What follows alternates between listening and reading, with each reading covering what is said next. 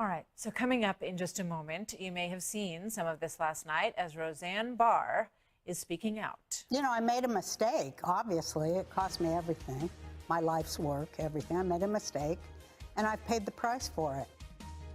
This was something last night. Stick around.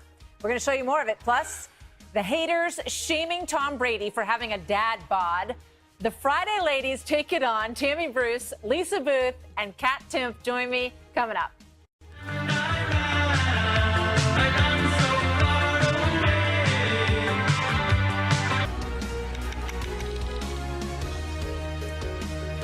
Roseanne Barr speaking out last night to Sean Hannity. This is the first time that she has broken her silence on TV since her controversial tweet that ended her hugely successful comeback show. And in case you missed it, here's what happened. They were saying it was racial when it's political. And then everybody started saying I was a racist. I made a mistake, and I've paid the price for it. I'm not a racist, and the people who voted for Trump, they're not racist either, and Trump isn't a racist. Sorry. You suffer from multiple personality disorder. Well, I don't suffer from it anymore. You don't. I enjoy it. She loves all those personalities, each unique in its own way. So what does my Friday Friends panel think about this interview? Joining me now, Tammy Bruce, president of Independent Women's Voice, Lisa Boothe, and Kat Timpf, both Fox News contributors. All good to see you all. Tammy. Great to be here. I mean, what'd you think of Roseanne and Sean last night? Roseanne's been around for a very long time. Her career has been, she's been a vulgarian. This is not a surprise. This is not a new Roseanne. I think there's really only been one Roseanne because it's been the same one for a very long time.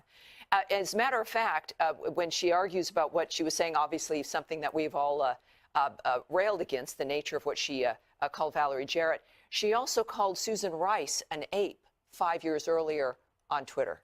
So there's a nature of what she was doing, but there was no real backlash then.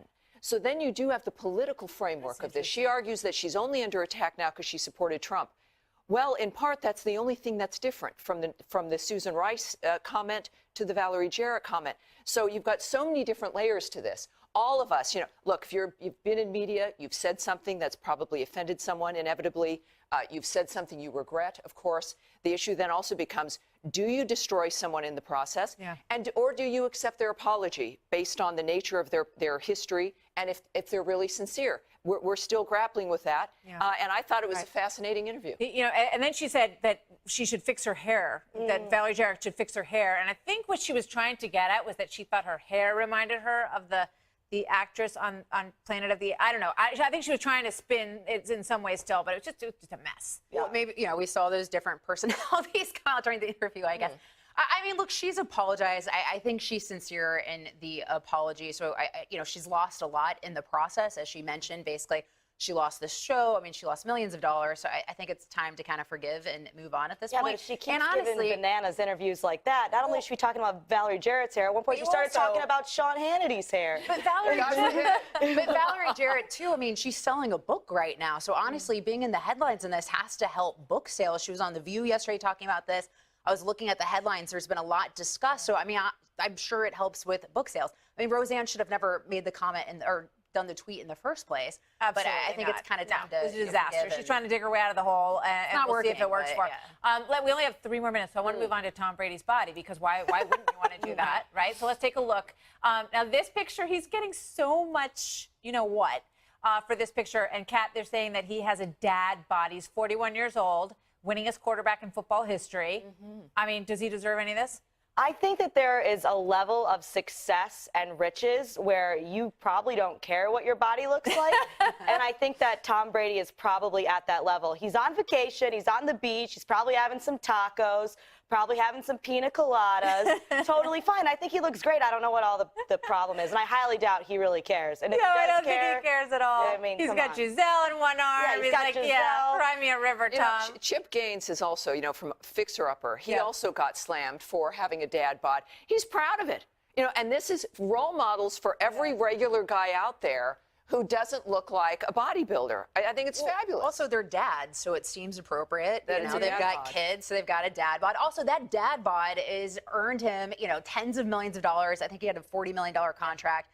he had recently signed. Also, he's one of the greatest quarterbacks in the history of the NFL. You know, I mean, I have the fine. book, TB12, and, you know, it goes through his entire diet and what he does to work out and all of that. And he's not a weightlifter. He doesn't believe in that. So this is the body. It's called pliability, and this is what he's worked toward. It's supposed to be pliable. It's a different look. You've it's not become an expert. You know what? I want to know. That's my look too. It's pliable. Because I'm a huge Patriots fan. That's right. Who needs abs? I've never dated a man with abs. I'm going to use that Abs excuse. are overrated. Then, you know, you see They're a man's overrated. abs and you just think about them doing the meal prep and they can't hang out with you because they have to go to gym and do meal prep. No, I want a guy that will eat tacos. Yeah, sure. But I'm going to go with the pliable angle next time. Pliable, ladies. It allows for a little bit of softness. It's really it's okay. Flexibility. Yeah, this is what I've been working towards. So just 1 minute left, and I want to finish out the week because I've been obsessed with straws all week. In fact, I went somewhere last night and someone, you know, handed me a paper straw. Like, I'm sorry, I don't have plastic. But now